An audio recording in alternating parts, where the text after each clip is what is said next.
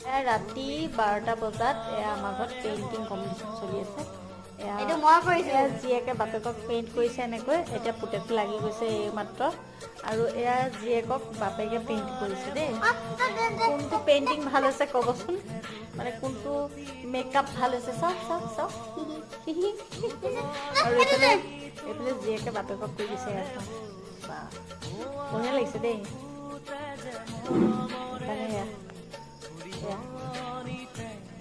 এয়া চলি আছে বৰ্তমান কাম, এতিয়াও শেষ হোৱা নাই। কেইটা বজাত ঠিক নাই আৰু।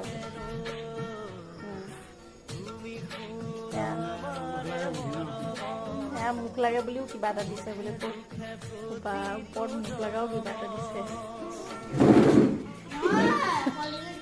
সৰু ল'ৰা ছোৱালীক দিয়ে যে, এনেই বাপেকেও মুখ লগা এয়া দিছে। আৰু বাপেক জীয়েকৰ কাহিনী।